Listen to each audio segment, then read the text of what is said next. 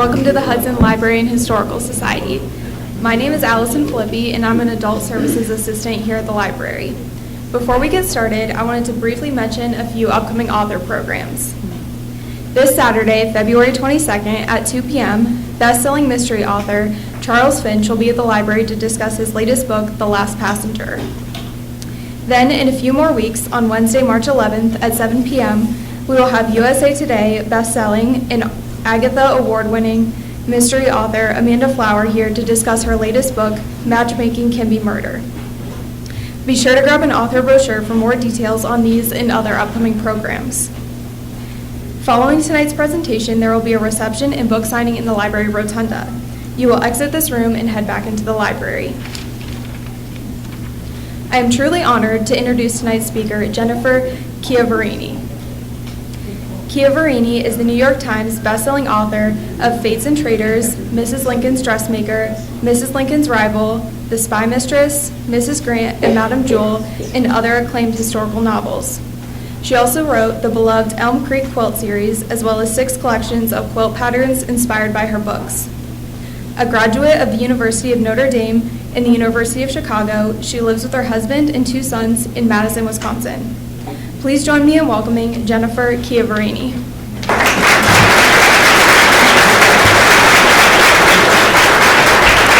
Well, thank you all for coming, and no blizzard this year to keep me away, as happened, I think it was back in 2011.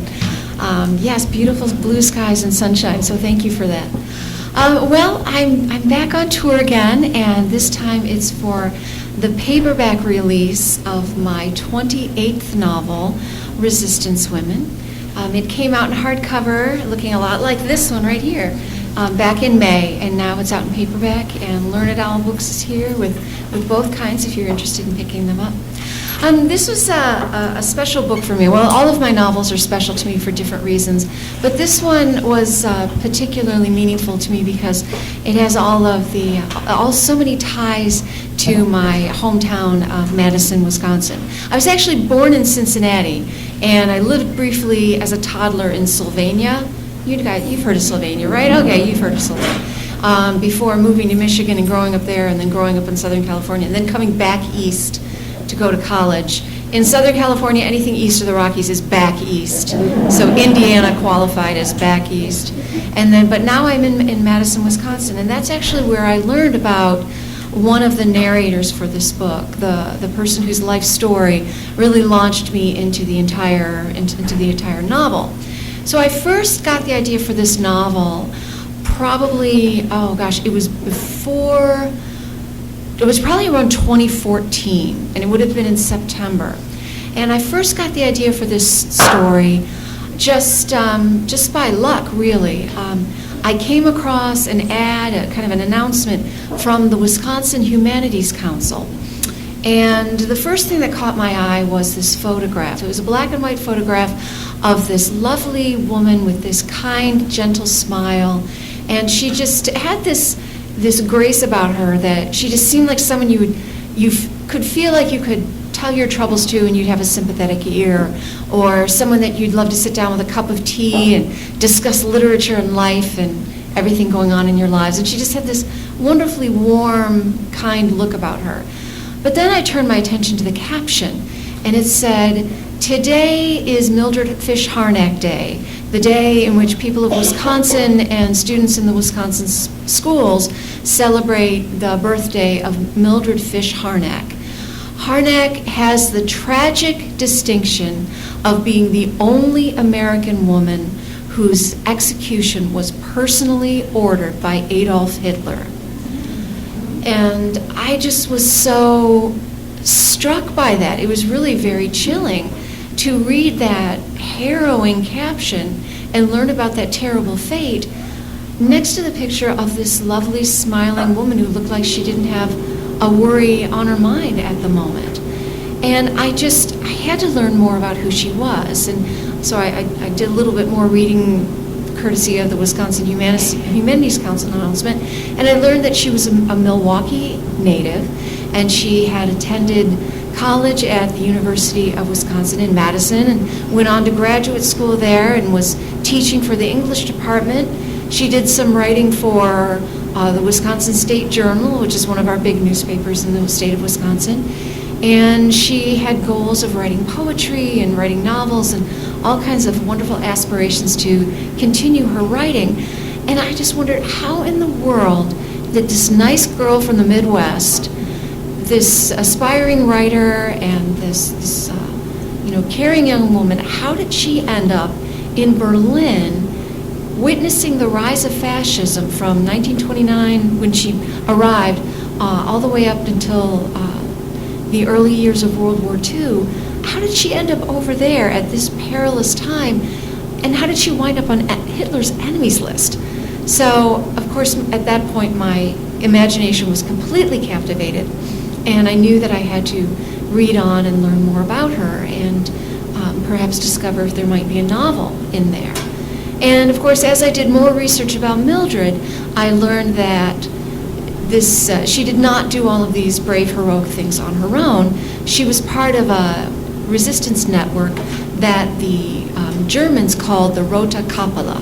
They did not have a specific name for themselves. Like you might have heard of the White Rose movement that was more in Munich. And actually, Mildred's brother-in-law was an instrumental part of that particular group. He was younger and he was a student at the time.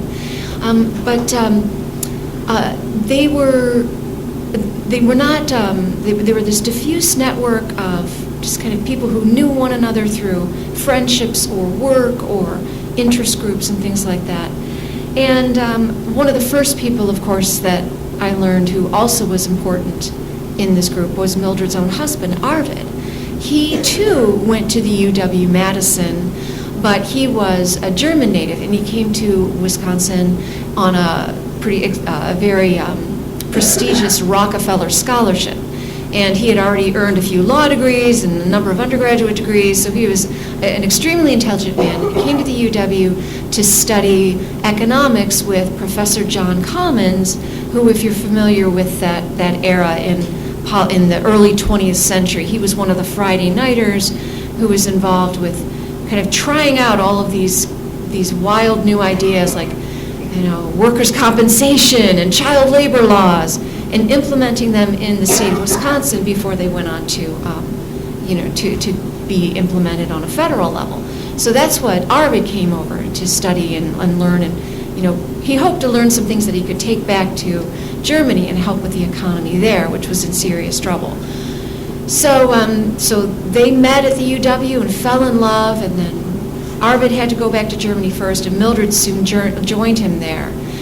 And then I learned about some other important people in the group, some German and some American, an aspiring playwright and theater aficionado, Greta Lork-Kukoff, who was also German and who met Mildred and her husband at the UW-Madison before she too went back to Germany.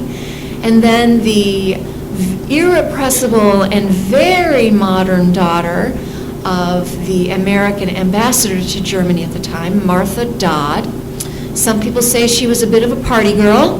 That is probably fairly accurate to say. Some people have other less kind words to use for Martha. I did say she was very modern, and a bit of a flirt, and very uninhibited.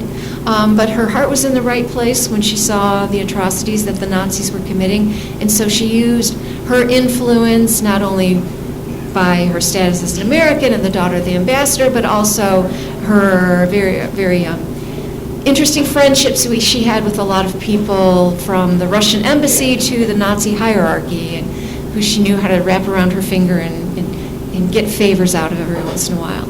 And then there's another one of my narrators, in addition to Mildred and Greta and Martha, is a fictional character. She's a composite character based upon several other young Jewish students, women, that you will meet in the course of the novel. I really wanted to use an actual historical figure to narrate that section of the book, but this is where nonfiction has it easier than fiction authors. I needed a character, or I wanted a character who would represent the young female Jewish perspective, because there were quite a few of them in the Rota Coppola, and I wanted to make sure that their perspective was heard and was highlighted in the book. But I also needed someone who would interact with my other three characters. So it just didn't feel easy, it didn't feel right narratively to have three characters over here interacting and having lunch and talking, and then have one person over here doing her own thing, connected to them but never meeting them. So I decided to create a fictional character that would allow me to represent that perspective that I thought was essential to understanding the Rota Coppola, but also have a fictional character who could interact with my other characters. And I am allowed to do that. It says so right here on the cover that it is a novel. I am allowed to introduce fictional characters. One of the things that I have to say through the course of researching and writing this book, and hearing how it is the novel has moved other people, and how they have the questions and the concerns that they brought to me when they reflect upon this story. Something that inspired me then and continues to inspire me now is that out of all of the characters, not just my four narrators, but the others involved in their resistance network, there was not one official trained spy. They were not people who were trained over in Britain or in the United States or someone else and were given all kinds of training and skills and espionage tools and the use of codes and special devices and all of that, arms training. They were not given all that training and then dropped behind lines and made to, then they did what they could to try to bring down the Nazis from inside Germany. There were a lot of very, very brave people who did follow that path, both in real life and in fiction. But what inspired me most about these particular people that I learned about was that they were really what you would just call ordinary people. They were not, trained in the arts of espionage. There were writers, there were bureaucrats, there were, like Arvid, people who worked in the economics ministry. So without all of that professional training, they still used whatever skills they had from whatever walk of life they happened to come from and be in.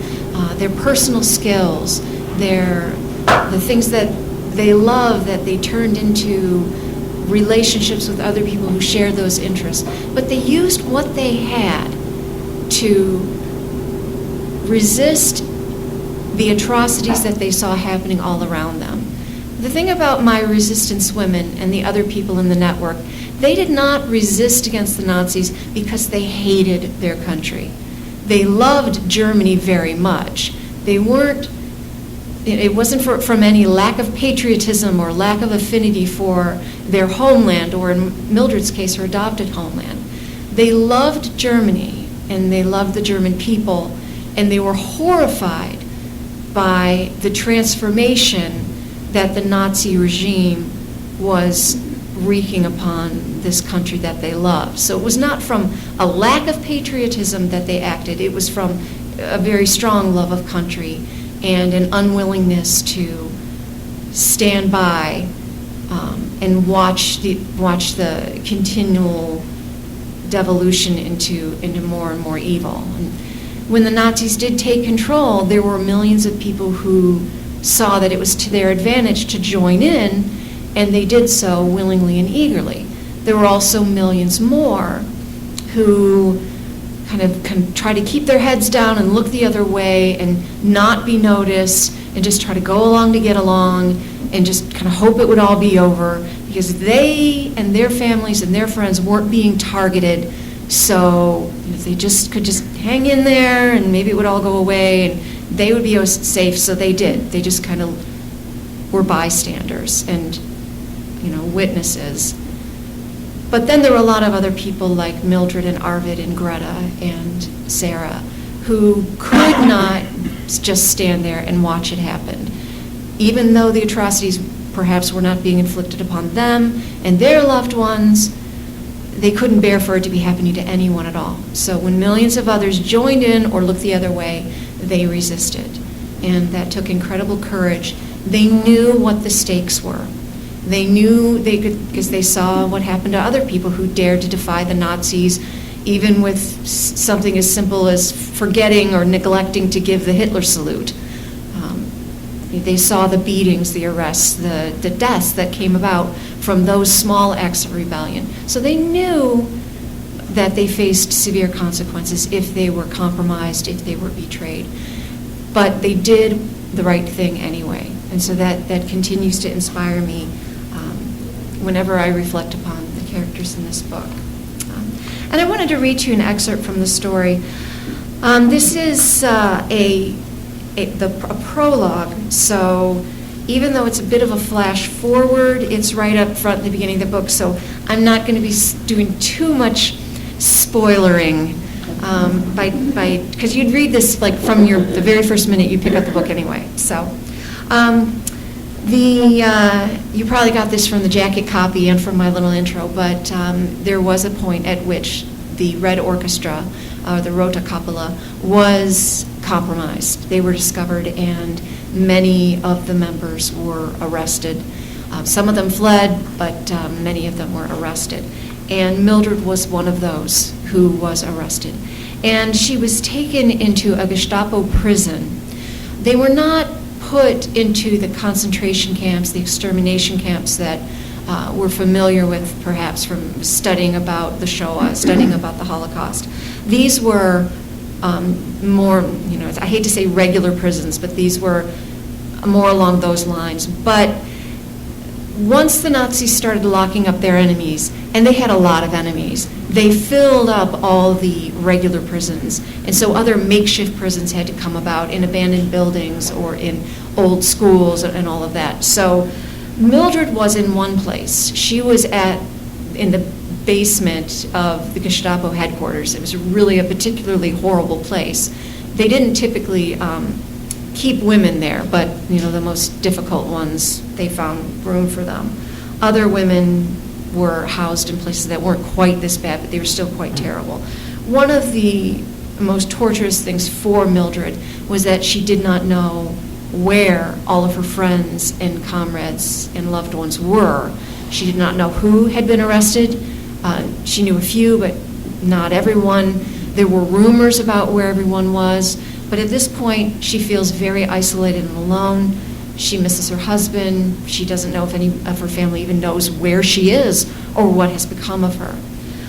So at this particular moment, however, when things are bleakest for Mildred, she does find a bit of compassion from another human being that helps her get through another day.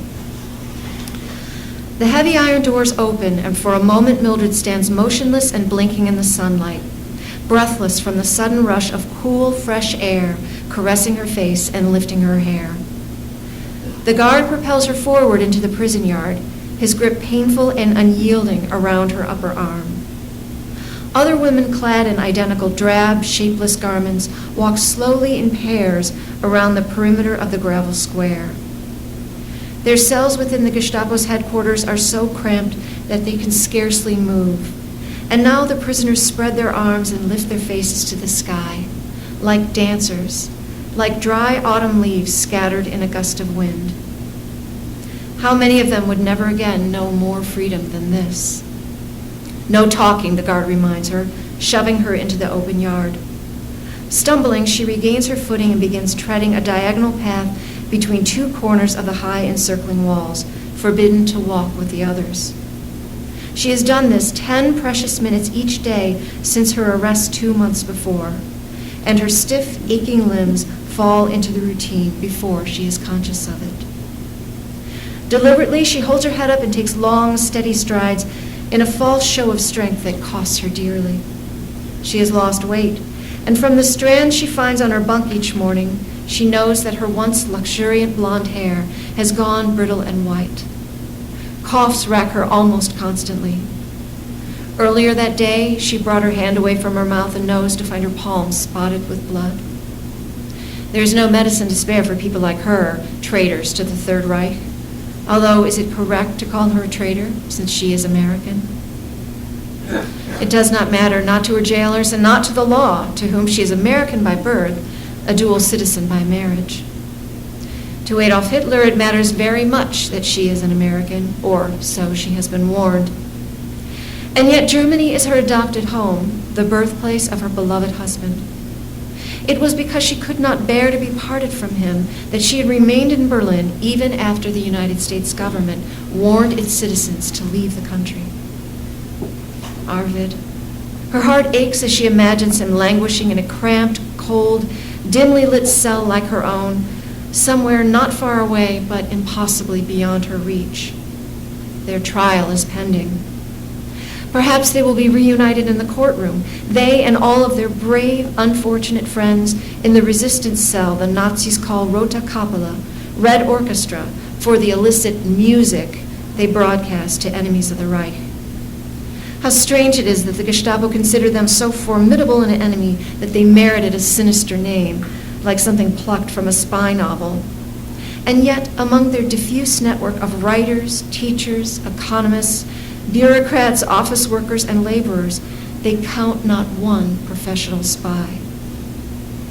They are ordinary people from every walk of life. Her dear friend Greta Kukoff grew up poor, earned her education, and is determined to provide her young son with a better life. Sarah Weitz enjoyed wealth and privilege until the Nazis declared the Jews undesirable and robbed them of every civil and human right. Mildred's heart aches as she thinks of Sarah and the other students in their circle, brave, determined, idealistic, with their whole lives ahead of them, risking more than they can fully understand. Where are they now? Scattered, some imprisoned elsewhere, some in hiding, others fled to distant lands. If only Mildred could seek help from Martha Dodd one last time, but Martha returned to the United States after her father was relieved of his duties as ambassador. Even if Mildred could somehow get word to her impulsive, outspoken friend, what could Martha do? A fit of coughing seizes her. She doubles over, clutching her shoulders to brace herself until the hoarse racking stops. When she can, she straightens, inhales deeply, ignores the foreboding rattle in her lungs, and resumes her diagonal path across the yard, and almost stops short from astonishment. Another prisoner holds her gaze as she treads along the edge of the prison yard, her stricken sympathy plain for Mildred to see. The woman is too pale and thin to be new to the prison. Surely she is aware of the grim consequences she will face if the guards see her regarding with Mildred with such concern after she has been set apart as a warning to others. The woman must know, for she quickly looks away. Mildred's heart sinks, only to rise again when the woman glances back and offers her the barest trace of an encouraging smile. Mildred feels new strength flow through her. It is just a glance, but it nourishes her starved soul. Her heart pounds as she works out the timing of her diagonal strides and the woman's slow circuit of the yard. She quickens her pace, not enough to draw the guard's attention, but sufficiently that eventually her path and the woman's will intersect in the far corner of the yard. All the while they steal glances at each other, silent messages that they are not alone, that there is always hope, that when one least expects it, a shaft of light might pierce the darkest sky. And then they intersect, though they cannot pause long enough even to touch fingertips. "Take care of yourself," Mildred murmurs as they shuffle toward each other and away. "I am in cell 25. Don't forget me when you get out. My name is Mildred Harnack." "I am Mildred Harnack," she repeats silently to herself as she turns to cross the yard again. Mildred Fish Harnack, wife, sister, aunt, author, scholar, teacher, resistance fighter, spy. Don't forget me. And because this brave fellow prisoner survived her ordeal in the Gestapo prison and lived to get her independence, get her freedom again, and because she made the effort to track down Mildred and Arvid's family in Germany and let them know about this interaction she had with Mildred. Because she did that, we have this glimpse into Mildred's life at this time, and we know that although she was in poor health, she was still reaching out to other people who were suffering as she was.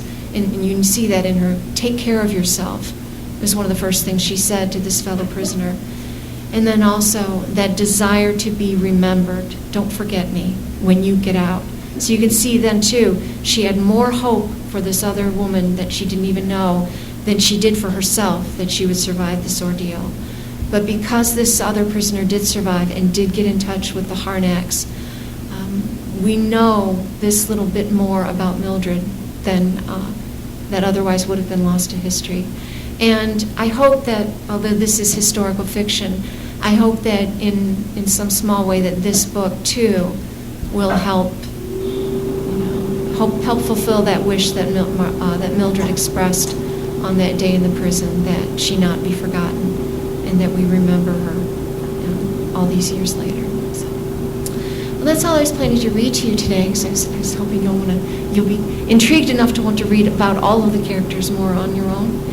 But I'd be happy to take some questions if you have any for me. Sure. Up here. It starts in October of 1929, which is when Arvid had already gone back. His fellowship ran out, and he had to go back to Germany. And Mildred, they didn't have enough money for Mildred to go join him, to travel with him at the time. So it was in the fall of 1929 that Mildred went and joined him there. So my book, well, the published book begins there. I actually wrote a lot of other chapters set before 1929 in Wisconsin, in Madison, that talked about how they met and they fell in love and all those other things. But I don't know why, but my editor thought the book was running long, and she wanted to get started when the action began. And I said, falling in love is an action. It's a wonderful, glorious action. So instead, I have some of those memories in flashbacks and things like that later in the book. Otherwise, it probably would have gone on for at least another 100 pages, and it's a little heavy already.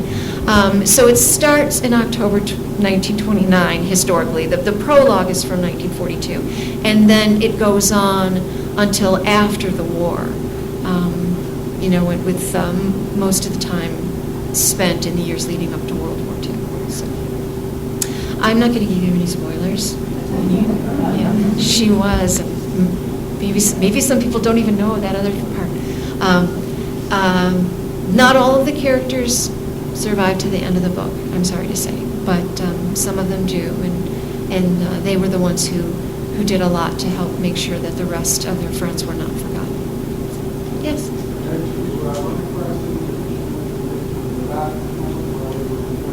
I'm sorry?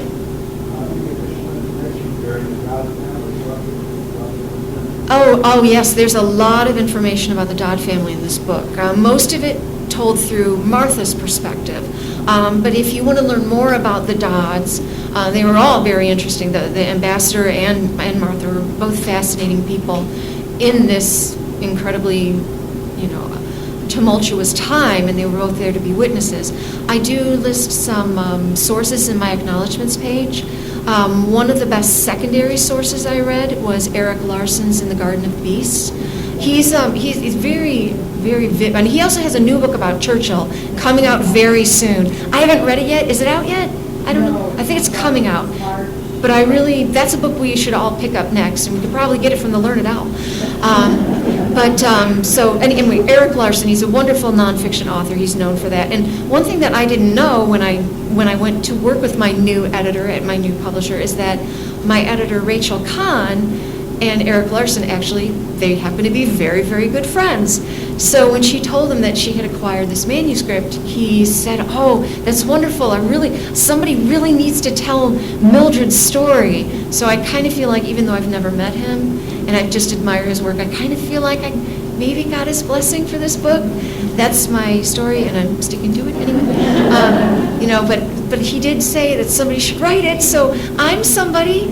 So that's one great secondary source. Some great primary sources.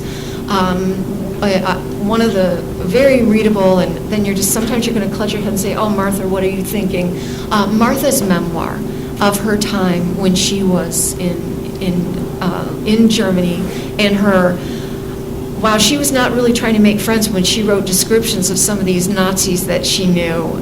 They were really, if you don't like Nazis, and really who does, it's fun to read her scathing descriptions of some of these Nazis that she knew. And then also, Martha and her brother edited their father's journals and letters and published those as well. So those are three great sources just to get started to learn about the Dodds, Martha and her father in particular. Yes.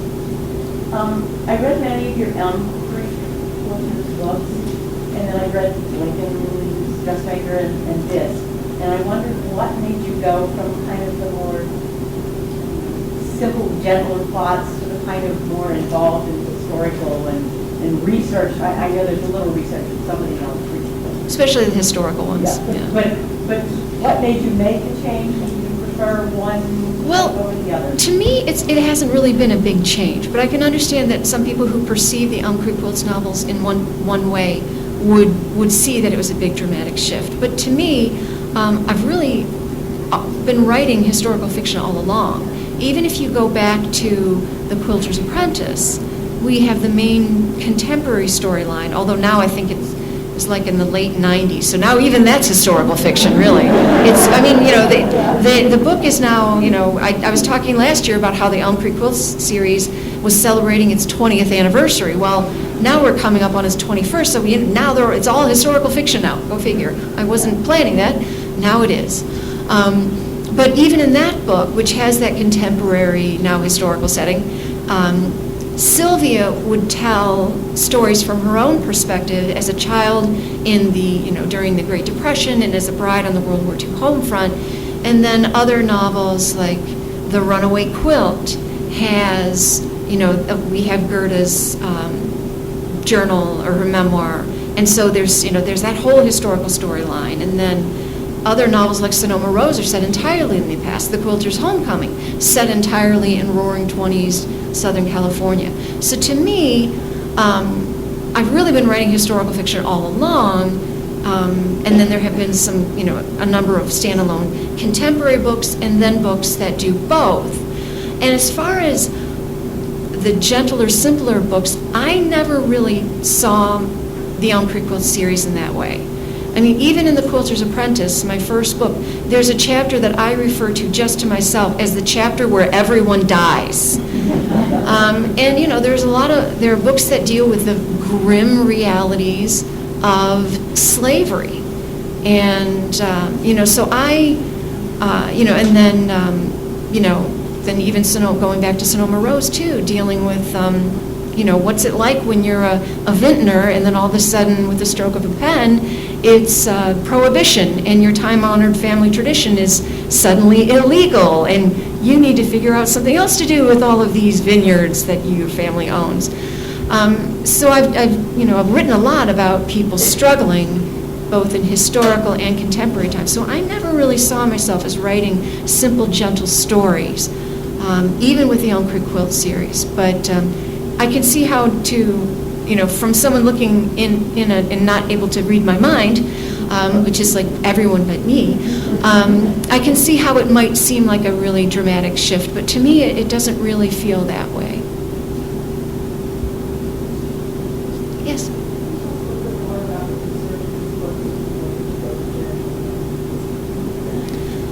Unfortunately, I was not able to travel to Germany. Resources were,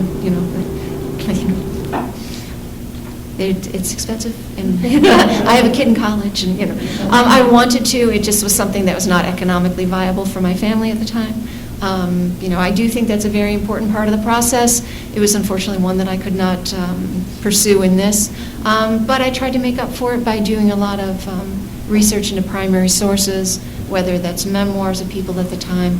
Another great source are newspapers.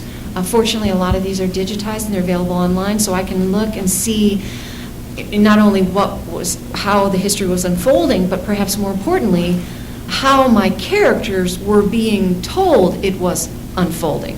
Because, they were getting information as it was coming in, and even though we have the benefit of all of these decades of historical analysis, my characters didn't. So by looking at what they would have been reading and the news they would have been receiving, it helps me get a good sense of what, how they were coming by this news, especially when they were anticipating it to be very bad and were worried about someone in a particular city or someone on this particular home front or war front. So that's another great source. Another source I really like to use are genealogy websites. Sites like Ancestry.com is fantastic for getting access to these primary documents that otherwise I wouldn't have access to just in Wisconsin. Although I should do a shout out to the Wisconsin Historical Society, which has a wonderful collection in Madison, right in that area where Mildred used to walk to and from her classes and her favorite coffee shop and her apartment. It's been described as being second only to the Library of Congress for its historical archives. So it's really nice of them to put it right there in Madison, just for me, before I was even born. That was really nice. But one of the nice things about Ancestry.com is that it has directories and things like that. So when I was trying so hard, just as one example, to figure out when did Greta and Adam move in together, I was able to look at these directories for Germany and for Berlin in particular, and look through it, and like, okay, she's here in this year. Oh, she moved the next year, but Adam is still over here in this other section of the directory, so I know that they aren't living together yet. So those kind of things are also very good for helping me track down where my characters were and where they might have been. But again, my favorite sources for my research are the ones that I found most helpful are right there in the acknowledgments page for you to go and look at if you want to learn more. Yes? Not very much, no. I should. Well, I shouldn't. They didn't speak at my home. I'm about half German from my ancestry, but we didn't speak it at home. Just little words that I thought my grandma made up, and it turns out, oh, this is actually a German word, as I discovered when I was. I did study quite to try to learn it, but that was Duolingo. Duolingo's fantastic, but if you don't use it, daily interacting with other people, for me at least, it doesn't stick. So I would need to really brush up on it again before I'd go there. But yeah, I'm a Neidenbach by birth, and we have. Oh, and that was really fun when you're writing fiction. And you need characters' names, you can just pull them off your family tree and, name this baron after Grandpa, and name this castle after Grandpa's mom, and all these kind of things. So that was fun, pulling all that out of there. Yes? The whole process from the idea came to me in around 2014, but then, like with most of the times when I get an idea, I have to write it down and then file it away for a while and just let it percolate for a while, let it steep, and just kind of be there in my subconscious, just kind of working away at it until I actually begin the research and I decide this is the time for me to tackle this book. So this one had to kind of percolate for maybe a year, definitely more than a year. I started researching and writing it in earnest in January of 2016. And then it finally came to bookstore shelves in May of 2019. With all of my historical fiction, I usually do a lot of research reading up front because I need to know about the era, the location, the historical figures that I think, because at this point I don't know, but the people I think are going to be important in the story. And it's through the course of doing that historical research and taking notes and creating a timeline that I really discover what the story needs to be. For this research process, learning more about Mildred led me to Arvid, and then to Greta, and then to Martha, and then to all the others that I knew had to play important roles in the story. I don't really know that when I'm just getting started, who all will figure in it. So I do a lot of the research up front, but then once I have everything ready, I have my timeline, I take my timeline and I use that to figure out what my major chapters need to be and what needs to happen in each one. It's not a formal outline, but I call it my outline. It's not like the kind in history class or an English class where you have the Roman numerals, and that's too much like work. I have to keep it fun. But then while I'm writing, invariably I will come across something that I realize I need to do more research about. I'll come across a historical figure that I had the person's name down, but I thought, oh, wait a minute, this person's actually going to be more important to Martha than I realized. So in order to really make those chapters come alive, I'm going to have to do a lot more research about this individual. So I will set the first draft aside, I'll go back and do the research until I find what I need, and then I will come back and pick up the story again. Sometimes it will turn out to be something like a week of research for 2 paragraphs. But, sometimes that's the way it goes. I don't use everything I research in the book, otherwise it would be, another extra 100 pages. So. But if anybody wants those Wisconsin chapters, let me know also. Yes? Where do you write? I usually write at my laptop in my kitchen. So, yes. Just, typing away when everybody else is gone, Then I could still get dinner going and do some more typing. When it's nice outside, I focus immediately on my favorite indoor place to work because in Wisconsin, we have 9 months of winter. Most people don't know that. When it's nice, during those nice 3 months, I like to work, no, it's not quite that bad. I like to work on our screened-in porch, just right off the kitchen. So, near the snacks, but far enough away that I can kind of forget they're there. So that's another nice place I like to work. Yes? Did you find much information from the Soviet Union during that time? I didn't use any sources that were specifically Soviet sources unless they were quoted and referred to in my secondary sources. But you maybe intentionally, maybe inadvertently, you do touch on an important fact about the difficulty of getting access to the stories of Mildred and her colleagues. And that was because after World War II, here in the United States, we had the Red Scare, the Cold War broke out, and ties to communists were not considered, they were considered very, very bad here in the United States. And Mildred's resistance circle, Arvid and the rest of the resistance circle, they gave information to the U.S. and they also gave information to the Soviets. That's where the red came in the name that the Gestapo gave them. They were giving them to the red communists. They were giving secrets to the red communists. They were also giving them to the red, white, and blue Americans. But, that would have been too long a name. I don't know. After the war, those kind of ties, the perceived communist sympathies that different figures in the American government saw, made them want to quiet the story, to quash the story. After the Berlin Wall went up, in East Germany, the members of this resistant network were celebrated as heroes. They had schools named after them, streets named after them, their faces appeared on postage stamps. There were annual ceremonies commemorating them and honoring them. And Greta, who survived to the end, spoiler, Greta, who survived, she was in East Berlin when, that's where her job was. And so she was paid in Soviet currency, so she lived on the West. But before the wall went up, she said, well, they won't let me spend my money here, so I want to live where I work so I can spend my money where I work. And then, so she was in the East when the wall went up. So Greta was often a speaker, or she was often honored at these kind of ceremonies. And I like Greta a lot. One of the things I like about her is sometimes she just has this no-nonsense attitude about her. And at one point, a newspaper article has quoted her in an interview, and she clearly must have had just about enough of people telling her how heroic she and her friends were. And I'm paraphrasing her, and she said, well, stop asking me what I was doing during the war. Ask what everyone else was doing during the war.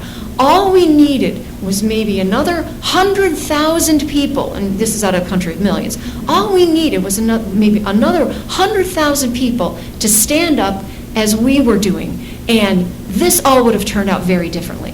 So I'm like, wow, yes, thank you, Greta. Don't we all like to be celebrated as heroes? But, she was probably reflecting upon all the people she loved whose lives had been lost. And boy, if other people had just stood up with them, it would have turned out very differently indeed. Here, unfortunately, in Wisconsin and elsewhere in the United States, one example, the University of Wisconsin, to their credit, never neglected their courageous alumni, Mildred, Arvid, Greta, and others. And at one point, the Alumni magazine came out with an article about what happened to them and how some of them lost their lives during World War II because of their resistance work. And soon after that article came out, representatives from the federal government came to the magazine and were just interrogated them and wanted to know why were they writing about them? Why were they writing about these people who were communist sympathizers? And don't do it again. So that had a very chilling effect on letting the story or the history of what they had been involved in become more widely known in the U.S. It was only after the Berlin Wall fell and sources from East Germany became more available in the West, and also after Mildred and Arvid and the others, after their CIA files were released, it was only then that more information about them became better known. And now Mildred and Arvid are being honored, and Mildred especially because she's from Wisconsin. There's a school named after Mildred now in Milwaukee, a street named after her there, and then a memorial to her was just recently erected within the past year in Madison at Marshall Park. It was one of those places where she loved nature, and it was one of these places where she loved to walk along the lake shore of Lake Mendota. So although I didn't specifically get Soviet sources for this, they do have, that is one resource where information was not available directly after the war, but now is becoming more available in our country. Yes? Knowing the subject matter of that novel and real people that did such horrific things and met horrible deaths, what kind of impact did it have on you emotionally to tell that story? Well, it was discouraging and disheartening. I mean, as much as it was inspiring to see how the courageous things that they did, it was not easy to spend so much time reading about Nazi atrocities and trying to get into the head of people who would commit such atrocities. That said, my emotional discomfort researching and writing this book is absolutely nothing compared to the actual suffering that actual real people really did go through, despite what you might hear from certain quarters that none of this has happened and it's all revisionist historians. My discomfort with reading about it and writing about it is so minuscule compared to the actual suffering of actual human beings that I would be embarrassed to even complain about it at all. However, after I wrote this book, I did decide, it's time for another Elm Creek Quilts novel. And also it was the 20th anniversary last year, and I wanted to mark that occasion. So I wrote The Christmas Boutique, and the 21st Elm Creek Quilts novel is just something to kind of, let's just not think about Nazis for a while, because I had that luxury. Mildred and Arvid and all the people in this book, they did not have that luxury. I did, and I made use of it to write another Elm Creek Quilts novel for readers who have been telling me that they wanted to see Sylvia and Sarah and the friends again. So I did that for them last fall. But now we're back to Nazis. So, in more ways than one, I'm sorry to say.